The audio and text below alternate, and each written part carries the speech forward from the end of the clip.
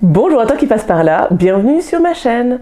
Dans ce topo, tu vas retrouver de la poésie, tu vas retrouver des portraits d'engagés, un peu d'horreur, de la science-fiction, et puis tu vas avoir aussi du contemporain, que ce soit en Europe ou en Asie. Voilà, j'espère que ce programme va te plaire et je vais tout de suite commencer par t'emmener en Asie et plus spécifiquement en Chine, puisque je te présente Brothers de Yu Hua.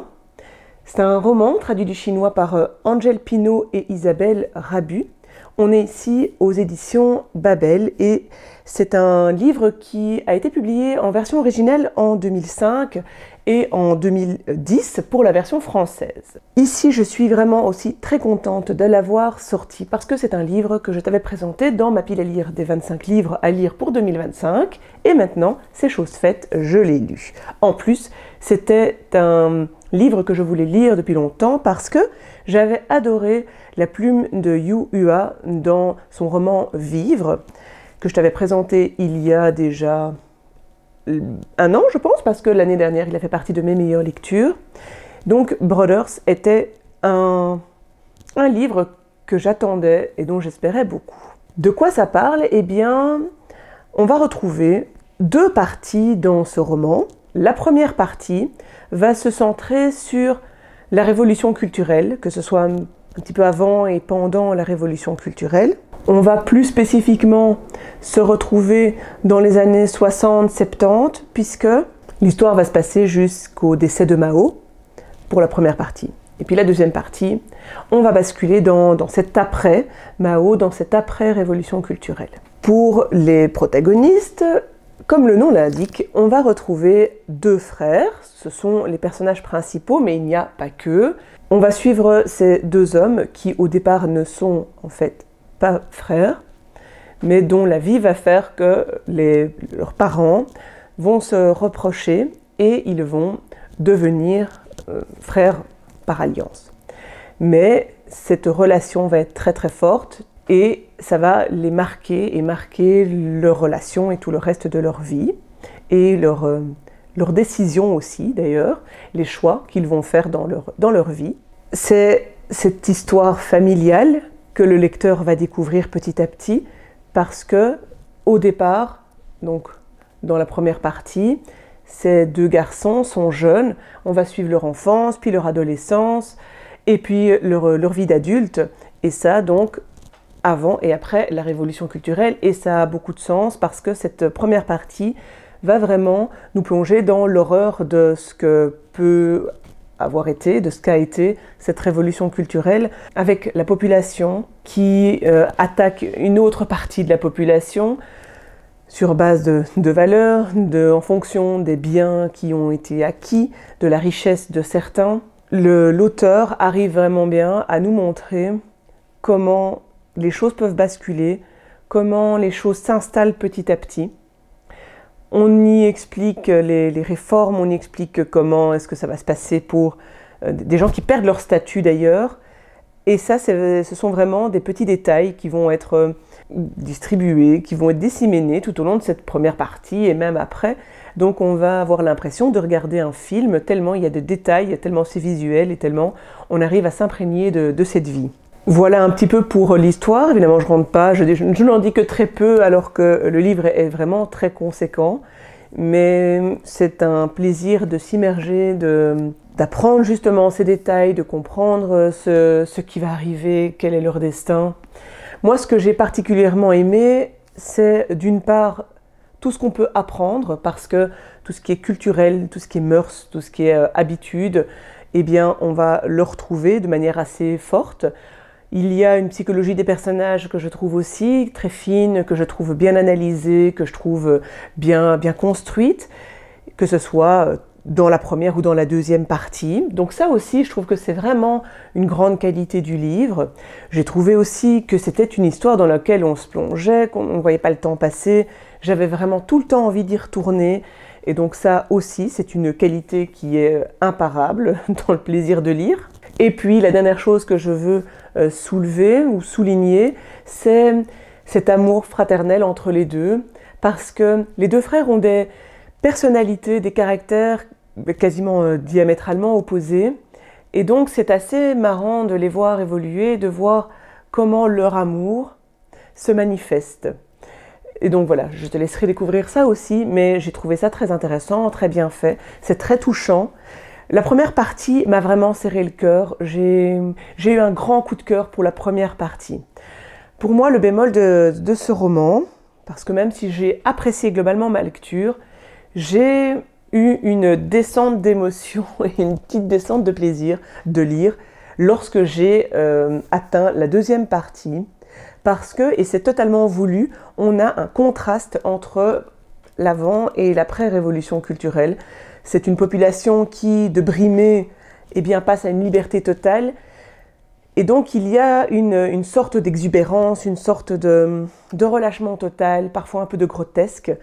Et c'est très très bien illustré dans ce livre, mais du coup, l'intensité que j'avais ressentie dans la première partie, évidemment, s'est amoindrie dans la seconde partie. Et pour moi, ça a été assez choquant, entre guillemets, évidemment, d'avoir une telle différence entre les deux ressentis que j'ai eu. Voilà. Alors, je dis ça parce que vraiment, c'était un énorme coup de cœur la première partie, et après, je suis restée dans un plaisir, juste un petit plaisir de lire. Voilà, c'est dire à quel point j'ai adoré la première partie.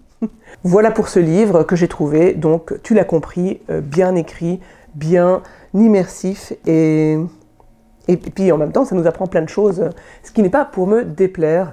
Ensuite, je te présente un recueil de poésie qui a été écrit par Audre Lorde. C'est une américaine. Ici, c'est le recueil qui s'appelle Contre-champ, qui est une anthologie de poésie. On est aux éditions Les Prouesses. Et pour ce recueil, ça a été traduit du collectif Cetel. Et il y a aussi des illustrations de Maya Mihindou que tu peux voir sur la 4e de couverture et la couverture également. Et ici, c'est une version française qui date de 2023. Ce sont des poèmes qui ont été sélectionnés, mais qui ont été avant ça remaniés par l'autrice elle-même. J'avais été intéressée et interpellée déjà par l'autrice parce que c'est une femme noire américaine qui est une figure emblématique des luttes féministes engagées.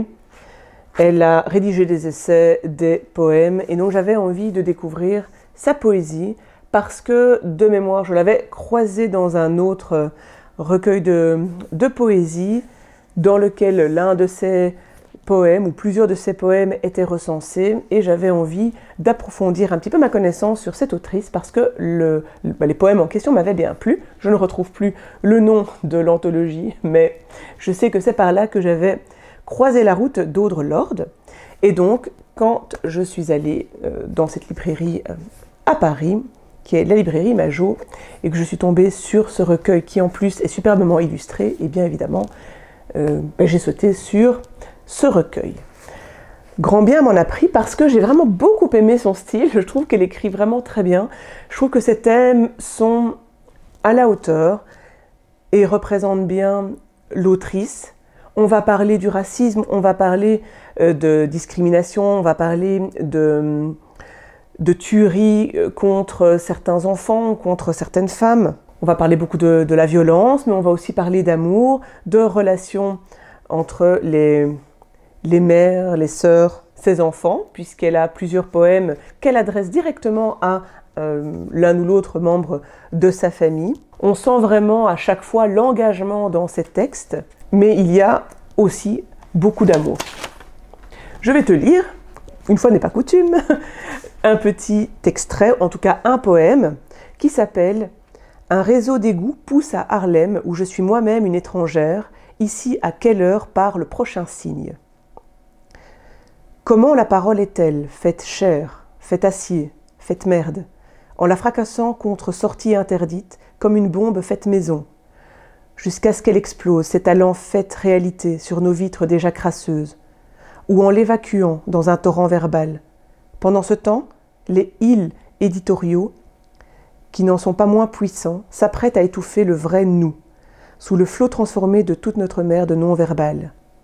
Vous êtes-vous déjà levé la nuit, débordant d'un savoir pressant, et le monde disparaît dans l'attente d'une oreille tendue, dans laquelle verser cette chose que vous saviez avant de vous réveiller. Mais toutes les oreilles dorment, droguées peut-être par un rêve de parole. Car tandis que vous hurlez encore et encore, rien ne bouge. Et le cerveau que vous avez contacté n'est pas en service. Merci de raccrocher et d'expirer ultérieurement. Le cerveau que vous avez contacté n'est pas en service. Merci de raccrocher et d'expirer ultérieurement. Parler à certaines personnes, c'est comme parler à des toilettes. Ici, c'est un poème de 1969. Voilà, celui-là est un petit peu cru et j'avais bien aimé les propos, ainsi que les tournures de phrases. C'est quelque chose que j'ai apprécié et qui ressort aussi de cette traduction ou de ces poèmes d'origine. C'est un langage qui est assez brut, qui est assez direct, qui est très cash et qui parfois est familier ou violent ou vulgaire. Mais en même temps, c'est toujours, je trouve, très bien tourné, très bien formulé et impactant. À chaque chapitre, on va avoir des petites illustrations dans le même style. Et donc je trouve que c'est vraiment un ouvrage qui est très joli. C'est bien mis en valeur et c'est une voix que j'ai envie de relire et que j'ai envie de découvrir dans d'autres ouvrages aussi. Je te parlais d'un petit tour en Europe. C'est avec La Paix des ruches d'Alice Rivaz. On est aux éditions Zoé Poche. C'est une autrice qui est suisse. La version originale a été publiée en 1947. Et ici, c'est une publication de 2025. C'est une autrice du XXe siècle puisqu'elle est née en 1901 et décédée en 1998. Si je te présente ce livre, c'est uniquement grâce à Anastasia Lee parce que c'est elle qui en a parlé récemment. Et quand je suis allée, toujours dans cette même librairie Majo, je suis tombée sur La Paix des ruches et j'ai eu très envie de découvrir cette plume parce que Anastasia, eh bien, en a dit beaucoup de bien et j'avais envie de la découvrir et de la lire. C'est chose faite. Ici, c'est un ouvrage dont l'incipit est marquant, est hyper puissant. La première phrase, c'est « Je crois que je n'aime plus mon mari ». Boum. Et là, on part avec cette phrase parce que le lecteur va s'immiscer dans la vie de notre narratrice et apprendre à comprendre pourquoi cette autrice se dit ça.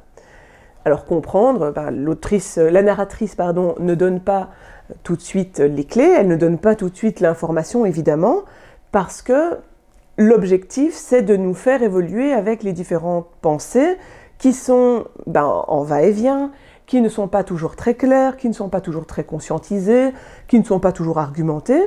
Et donc on est dans une réelle psyché d'un personnage, d'une jeune femme en l'occurrence. Moi j'ai adoré suivre cette intériorité et ce psychisme parce qu'en plus elle évoque aussi, tu l'as compris avec cette première phrase, mais elle évoque les relations entre hommes et femmes, le rôle de la femme, et puis la possibilité pour une femme d'avoir une intériorité, d'avoir une vie propre et de pouvoir s'émanciper sans son mari. Il y a donc évidemment des réflexions par rapport au mariage, par rapport à l'amour, par rapport au consentement aussi, et beaucoup par rapport à l'identité. C'est une narratrice, c'est la narratrice que l'on suit va évoluer et on va voir comment est-ce qu'elle s'imprègne de ça, comment elle s'affranchit ou non de certaines choses. Et on est assez impatient finalement de découvrir comment elle va s'en sortir et comment est-ce qu'elle va se construire. C'est un ouvrage que j'ai trouvé très fin psychologiquement. C'est pour moi la qualité majeure de ce texte. J'ai trouvé que c'était très humble. Il y avait beaucoup de questionnements aussi. Elle se remet en question, elle doute, et j'ai beaucoup aimé ces traits de caractère. Et puis évidemment, toutes les réflexions féministes, mais pas que. Il y a aussi la difficulté de pouvoir prendre certaines décisions, même si on est convaincu, que ce soit rationnellement ou que ce soit émotionnellement, mais il y a des choses qu'on sait faire et d'autres pas, ou pas tout de suite. J'ai trouvé que c'était très habile dans ce livre, que j'ai vraiment beaucoup apprécié. C'était vraiment une très très bonne lecture. Et quand on aime ce genre d'ouvrage-là, Ici, on est servi. C'est vraiment très bien écrit à ce niveau-là. Et là aussi, on a un bon plaisir de lire. On a le fond, la forme. Voilà, vraiment, j'ai beaucoup apprécié cette lecture. L'ouvrage de science-fiction de ce topo, c'est Symposium INC d'Olivier Caruso. On est aux éditions Le Bélial dans leur collection Une heure lumière. C'est un auteur qui est français, qui est du XXe siècle, toujours vivant. Et c'est une parution de 2021 dans cette collection.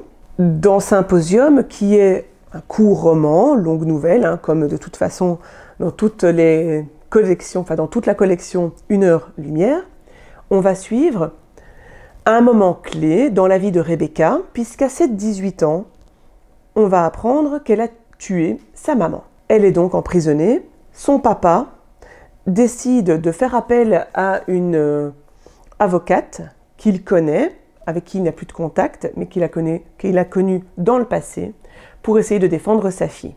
C'est donc un livre de science-fiction, mais pas que, parce qu'il y a une enquête qui se mêle à ces éléments de science-fiction. Donc on est pour moi plutôt dans une enquête policière, mais qui va mêler un environnement et certains thèmes de science-fiction. Mais on est, à proprement parler, plutôt dans une enquête et un roman policier pour moi. Pourquoi je dis ça? Parce que l'enquête prend énormément de place dans ce récit et on va davantage se centrer sur pourquoi est-ce que Rebecca a fait ça et surtout comment. Et donc voilà, on va suivre cette enquête. J'ai pas beaucoup plus à en dire par rapport à ce volet. Mais donc moi j'ai été un petit peu déçue parce que j'avais quand même plus d'attentes au niveau de la science-fiction. Et là j'ai été un petit peu déçue parce que j'ai eu moins d'éléments. Ce sont des éléments qui apparaissent beaucoup plus à la fin. Et voilà, on comprend pourquoi. Évidemment je ne peux pas te le dire parce que ça spoil. Mais moi j'ai été un petit peu déçue que ce soit... en tout cas moi j'ai trouvé que c'était un petit peu moins exploité que le côté policier. Alors ce côté policier fait que ça avance très bien, c'est très efficace comme plume. Voilà, c'est un livre qui se lit très bien, très facilement et très vite. Mais voilà, si on veut être nourri un peu avec le côté science-fiction et ces éléments scientifiques, c'est pas super exploité. En tout cas, pas assez exploité à mon goût. Pour moi, ce qu'il y avait également, c'est que j'avais deviné assez rapidement. Je me suis rendu compte que mes hypothèses étaient correctes, donc j'ai été un peu déçue parce que ça s'est révélé vrai, mais donc j'avais plus vraiment la surprise de fin. Et j'ai trouvé que certains éléments scénaristiques étaient un peu faciles dans le dénouement. Donc j'ai été déçue par les petits éléments que je n'avais pas encore devinés. Donc voilà pour ce livre dont j'ai aimé faire la lecture, mais qui m'a un petit peu déçue. À toi de te faire ta propre opinion. Puis un livre qu'on a vu quelques fois passer, et surtout un auteur qu'on n'arrête pas de voir, c'est donc ici Lune froide sur Babylone de Michael McDowell. On est aux très belles éditions Monsieur Toussaint Louverture, mais je n'ai limite pas besoin de le dire parce que, évidemment, on reconnaît. En version originale, le livre a été publié en 1980 et ici c'est une version française qui date de 2024. Michael McDowell est un auteur du XXe puisqu'il est né en 1950 et décédé en 1999. On est à nouveau sur une enquête policière au départ, mais on va y mêler un destin familial et aussi des éléments horrifiques. Dans ce livre, l'intrigue se passe à Babylone, c'est donc en Floride, et on est en 1980. On suit toute une famille, principalement un frère et une sœur, qui sont élevés par leur grand-mère parce que leurs parents sont morts il y a quelques années, quand ces deux enfants donc étaient assez jeunes. Et il s'avère que la grand-mère donc les élève, ces enfants grandissent, et puis à un moment donné, la sœur, Margaret, va disparaître elle aussi. C'est cette enquête qui va être le nœud du roman. On va évidemment apprendre à connaître ce frère et sa sœur, quelle est la grand-mère, l'entourage, ce qui s'est passé avec les parents. Et puis on va se centrer sur cette enquête pour essayer évidemment d'en apprendre plus et d'avoir les ficelles de ce meurtre. Et puis voilà, il y a des éléments horrifiques qui se greffent à cette histoire. J'ai trouvé ici que c'était un livre qui était très divertissant. Ça, c'est le grand point positif. L'auteur ne se cache pas de cette intention, puisque dans les remerciements ou dans la note de l'auteur, il explique clairement que son but à lui, c'est de divertir le lecteur. Et je le mentionne parce que je trouve que c'est très honnête de le reconnaître, de le dire tout simplement, et puis que parfois, eh bien, il ne faut pas chercher autre chose dans la lecture, que le plaisir de lire, c'est un peu la base. Et ici, c'est cette prétention-là qu'a l'auteur, en tout cas c'est ce qu'il essaye de faire passer, c'est qu'on prenne du plaisir à la lecture. Je dois dire que en ça, c'est un pari gagné, parce que là aussi, c'est une plume qui est très efficace, qui est très très très fluide. Entre les descriptions pour comprendre l'univers où on se trouve, qui mêle aussi une ambiance dans laquelle le lecteur ne sait pas très bien ce qui va arriver et si on est dans la réalité ou pas. Il fait ça très très bien. En même temps, on a cette saga familiale et donc l'histoire de ces personnages, comment ils en sont arrivés là et quels sont leurs enjeux. Pour moi, le petit bémol qui a fait que j'ai eu un peu moins de plaisir de lire à un moment donné, c'est que là aussi, j'avais deviné un élément assez crucial de l'histoire, et puis il s'avère que l'auteur part du principe qu'il nous le dévoile, mais à ce moment-là, non seulement j'ai pas eu la surprise, mais en plus j'ai trouvé que l'intérêt diminuait, perdait un petit peu de son sens, et donc j'ai trouvé l'histoire moins intéressante sur la fin. Et comme à ce moment-là, les actions s'accélèrent, il y a plein de choses qui se passent.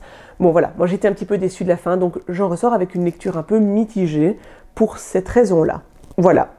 Après, ça ne reste que mon avis, parce que d'autres personnes, dont j'aime beaucoup d'ailleurs les avis et les contes, pour ne pas les citer, il y a Les mots de l'imaginaire et Le faucon littéraire, qui ont beaucoup aimé ce livre. Donc, comme quoi, voilà, ça ne le fait pas avec tout le monde, et d'habitude, je suis assez raccord avec leurs avis, mais là, bon, voilà, moi j'ai été un petit peu déçue par ce que j'ai lu. Voilà pour ce livre, Lune froide sur Babylone.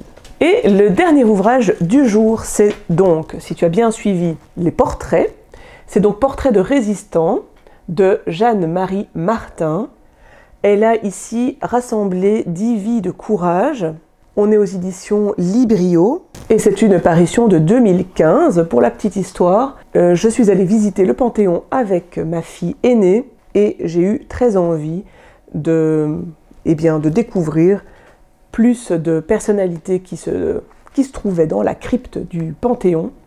Et donc j'étais très satisfaite de tomber sur cet ouvrage, parce que ce sont donc des personnalités qui sont au Panthéon ou qui ont une plaque commémorative, mais la plupart sont dans le Panthéon. Et donc, comment est-ce que ça se présente ici?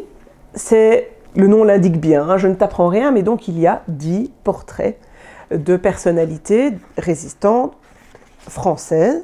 Ce que va faire cette autrice, c'est en 1, 2, 3, 4, 5, 6, 7, voilà, en 6-7 pages à chaque fois, elle va retracer les éléments biographiques du résistant ou de la résistante qu'elle a choisi. Il y a 3 femmes et 7 hommes, voilà. J'aurais voulu un peu plus de femmes, mais bon, il y en a quand même 3. On explique un petit peu d'où viennent ces personnalités, comment est-ce qu'ils en sont venus évidemment à entrer en résistance, de quelle manière, sous quel réseau, et comment est-ce que leur vie a fini lorsqu'elle s'est finie. Ce que j'ai bien aimé, c'est qu'il y a pas mal de personnalités qu'on connaît un petit peu moins. C'est un ouvrage qui donne envie d'approfondir certains portraits. D'ailleurs, moi, j'ai eu très envie d'explorer davantage la biographie et la bibliographie de Germaine Tillion, qui est entrée au Panthéon en 2015, qui est l'un des portraits. Et donc j'ai écouté les 5 podcasts, les 5 épisodes qui sont parus en août 2021 sur France Culture, parce que c'est, alors bon voilà, pour rentrer juste dans ce portrait, c'est une ethnologue qui est allée dans le camp de Ravensbrück, donc c'est une rescapée de camp aussi. Mais ce qui est intéressant, et c'est ça qui est mis aussi en évidence dans le podcast, c'est que cette expérience de vie a changé son regard, a développé son empathie. Donc voilà, on a vraiment envie de découvrir plein de choses. Ce sont les podcasts de France Culture qui sont toujours très intéressants d'ailleurs.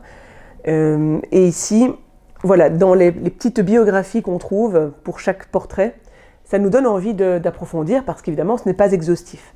Pour moi, le reproche que je pourrais avoir, c'est que parfois, c'est un petit peu complexe parce qu'on enchaîne les noms, on enchaîne les courants, on enchaîne les mouvements résistants, on enchaîne les dates. Donc parfois, il y a des recoupements, mais parfois, c'est un peu, allez, un petit peu indigeste, entre guillemets. Et donc voilà, il faut le relire, on n'arrive pas à tout intégrer dès le début. Ce que j'ai trouvé bien, c'est qu'il y a une chronologie à la fin. Alors il y a une explication des termes, mais là aussi, quand on n'est pas familier, c'est pas si évident de tous les intégrer. Par exemple, on est avec les brigades spéciales, le bureau central de renseignement et d'action, le bureau d'information et de propagande, le comité de coordination des mouvements de zone, les compagnons de la libération, les conseils, les forces françaises. Voilà, et entre évidemment tout ce qui est français et tout ce qui est allemand, voilà, on peut s'y perdre. Il y a une petite bibliographie pour approfondir. Il y a évidemment la chronologie, comme je le disais, et c'est ça que j'ai trouvé intéressant parce que là, elle reprend dans cette chronologie les différents faits des différents résistants. Ça veut dire qu'on peut recroiser les informations et les remettre dans l'ordre. Et ça, j'ai trouvé vraiment que c'était très intelligent et, voilà, et très malin. Et puis ça aide aussi le lecteur. Donc voilà pour ce qui est de ces portraits de résistants que je vais garder précieusement, que je vais relire. D'ailleurs, on y reparle aussi de Charlotte Delbo. Et voilà, je trouve que c'est une femme aussi extraordinaire. Et bon, pour rappel, j'ai lu sa trilogie Auschwitz et après, que je recommande vraiment, qui m'a touchée tellement fort, que j'ai trouvé tellement beau au niveau de la plume. Bref, petite digression, mais Charlotte Delbo s'y trouve aussi. Je ne peux évidemment pas te parler de chacun des portraits, mais j'ai trouvé que c'était très intéressant de faire leur rencontre et de savoir un petit peu plus comment s'organisait finalement la résistance, parce que c'est de cela dont il s'agit aussi. Voilà pour cette chouette lecture qui clôt le topo du jour. J'espère que je t'ai donné des envies de lire certains de ces ouvrages. Comme d'habitude, si tu as envie de partager quelque chose, eh bien, les commentaires sont là pour toi. En attendant, eh bien, je te dis à très bientôt pour une prochaine vidéo et que le plaisir de lire soit avec toi.